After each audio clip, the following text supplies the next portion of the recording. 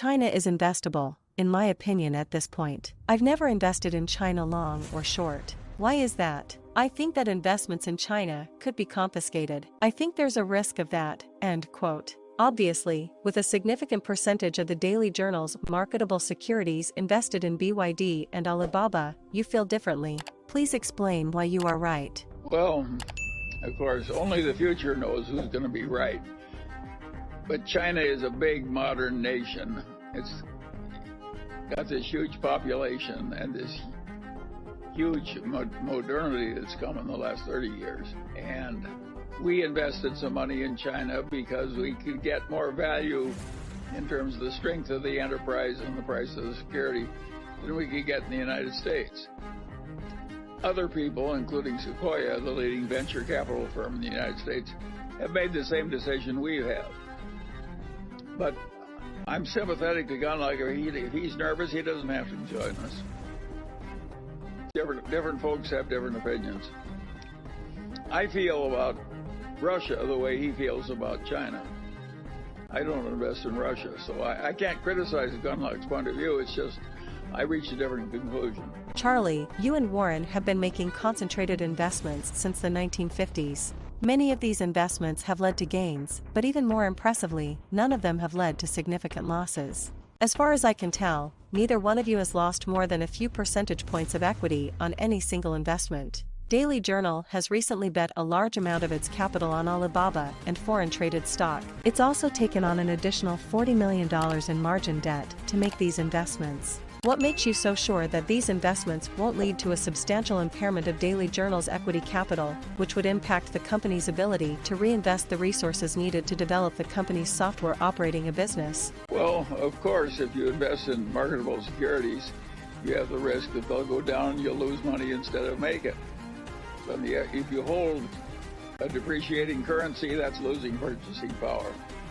On balance, we prefer the risks we have to those we're avoiding, and we don't mind a tiny little bit of margin debt. As a Daily Journal owner, do we own local shares of Alibaba? Does that actually give us legal ownership of that business? Or do we have a variable interest, and is that the same net? What do we own? I did get a series of questions related to that same sort of thought. When you buy Alibaba, you do get a sort of a derivative, but assuming there's a reasonable honor among civilized nations, that risk doesn't seem all that big to me. Becoming quite evident that Chinese companies could be banned from doing business in the Western world, or maybe some of the Eastern countries too, because of the number of the following reasons. 1. The security threat issues to the potential conflict over Taiwan, 3. Inability to meet Western accounting standards, and number 4. Human rights issues. Considering all of the risks mentioned above, why would anyone as smart as Munger or Buffett consider investing in China or any of the Chinese companies? Well, we did it for a very simple reason. We got more strength per dollar invested. In China, the companies we invest in are stronger relative to their competition and priced lower. That's why we're in China. The financials seem strong. Do the political pressures from the Chinese government worry you at all? Well, the Chinese government is worrying all the capitalists in the world way more than it used to. And of course we don't like that. And we wish that China and the United States got along better. And if you stop to think about it, think of how massively stupid both China and the United States have been to allow the existing tensions to arise. What bad is ever going to happen to China or the United States if we two are close? If we make good friends out of the Chinese and vice versa, ever going to bother us? Of course we should make friends with China. And of course we should learn to get along with people who have a different system of government.